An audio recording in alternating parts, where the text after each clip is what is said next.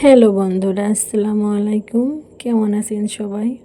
আশা করছি সবাই খুব ভালো আছেন। আলহামদুলিল্লাহ, আমিও খুব ভালো আছি আপনাদের দোয়ায়। আজকে আমি রান্না করে দেখাবো খাসির পায়া, যেটা নেহারি বলে। সেটা আজকে আপনাদের সাথে রান্নাটা শেয়ার করব।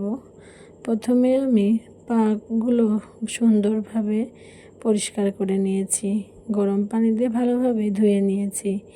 এরপরে আমি প্রেসার কুকারে পায়াটা আমি ভালোভাবে কষিয়ে সেদ্ধ করে নেব।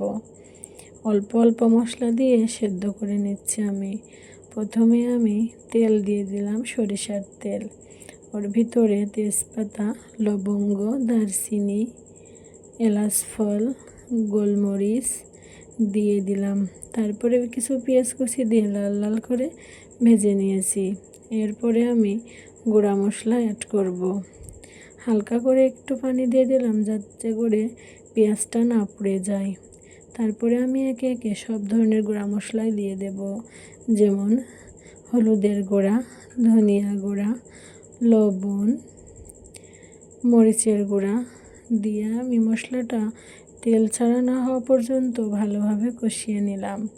মশলাটা ভালোভাবে কষানো হয়ে গেলে এই পর্যায়ে আমি দিয়ে দেব সেই ছাগলের পায়াগুলো ভালোভাবে নেড়ে চেড়ে আমি কষিয়ে নিচ্ছি।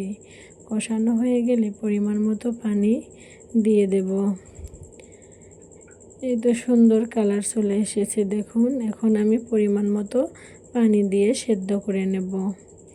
পানিটা যখন ব্লক উঠে আসবে তখন আমি কিছু চিরা কাঁচা লঙ্কা দিয়ে দেব। এরপরে দেখুন ভালোভাবে আমি সেদ্ধ করে নিয়েছি। প্রায় আমি 12টার মতো সিটি দিয়ে নিয়েছি প্রেসার কুকারে।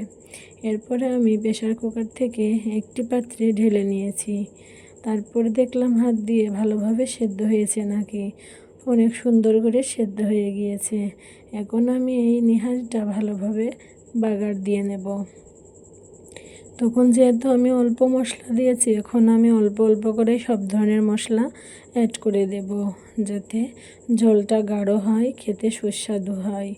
এখন আমি কিছুটা পরিমাণ তেল দিয়ে দিলাম। তার উপরে দিয়ে দিলাম আদা বাটা, রসুন বাটা আর কিছু কাঁচা মশলা। তেজপাতা দিইনি আমি, শুধু এলাচ ফল, লবঙ্গ, গোলমরিচ আর দারচিনি দিয়েছি। তারপরে আমি আদা বাটা, রসুন বাটা দিয়ে একটু নেড়ে চেড়ে নিলাম। কাঁচা গন্ধটা যখন দূর হয়ে গেল তখন আমি সব ধরনের গুঁড়া মশলাই আবারও অ্যাড করে দিলাম। ধনিয়া গুঁড়া, হলুদের গুঁড়া, ঝালের গুঁড়া দিয়ে আমি নাড়াচাড়া করে সেই সেদ্ধ করে রাখা পায়াটা আমি দিয়ে দিলাম। দিয়ে একটু নাড়াচাড়া করে ঝোল দিয়ে দিলাম। ঝোলটা যখন ভালোভাবে ফুটে উঠবে, একটু কমে আসবে, তখন আমি মশলার গুঁড়াটা আমি দিয়ে দেব। মশলা গুঁড়া দিয়ে আমি বেশি সময় জাল করব না, কারণ এমনি ঠান্ডা হয়ে গেলে সুন্দর করে ঝোলটা আরও কমে আসবে। এই পর্যায়ে আমি এখন গমের আটার রুটি তৈরি করে দেখাচ্ছি বন্ধুরা। গমের আটার রুটির সাথে ছাগলের পায়া খেতে ভালোই লাগে। এই জন্য আমি একটা পাত্রে পানি দিয়ে দিলাম কিছুটা। পানিটা হালকা বলক আসলে আমার ভিতরে লবণ দিয়ে গমের আটাটা দিয়ে দেব। গমের আটা যদি এরকম করে বানানো হয়, রুটিটা অনেক নরম হয়। এই জন্যে আমি এরকম করেই বানালাম। আমি এখন ডোটা ভালোভাবে মুথে নিচ্ছি। ডোটা সুন্দর করে মেখে নিলে কি হয়, রুটিটা ভালো হয়।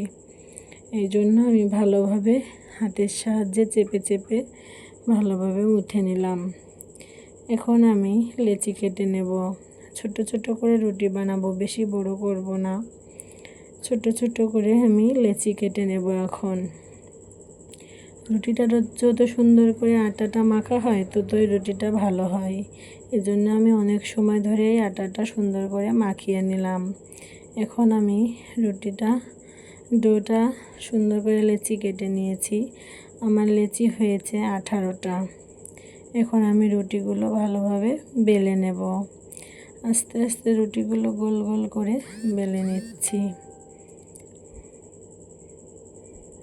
আমার ভিডিওটা যদি ভালো লেগে থাকে অবশ্যই আমার চ্যানেলটাকে সাবস্ক্রাইব করবেন। ভিডিওটা যদি সম্পূর্ণই দেখেন অবশ্যই ভালো লাগবে। ভালো লাগলে একটা লাইক দিয়ে দেবেন। একটি লাইকে আমাদের ভিডিও বানার অনুভূতিটা আরও বেড়ে যায়। এই জন্যে বলছি সবাই পাশেই থাকবেন বন্ধুরা। 2টা রুটি আমার বেলা হয়ে গেল। একে একে আমি সবগুলো রুটি বেলে নিয়েছি।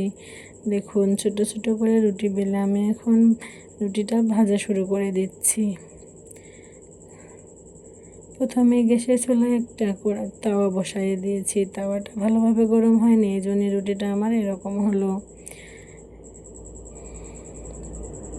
রুটি যদি একটু ফুলকো ফুলকো হয় খেতেও ভালো লাগে, দেখতেও ভালো লাগে, কিন্তু আমার রুটিগুলো আজকে ভালোভাবে ফুলে উঠলো না। আমি তো সুন্দর করেই বেললাম। একটা রুটি ছেঁকা হয়ে গেছে, আমি আরেকটা রুটি তাওয়ার উপর দিয়ে দিলাম।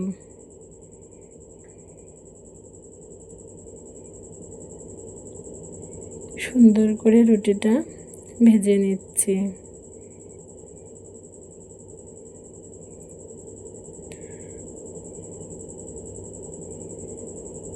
গমের আটার রুটি যদি একটু পোড়া পোড়া হয় তাহলে খেতে ভালো লাগে।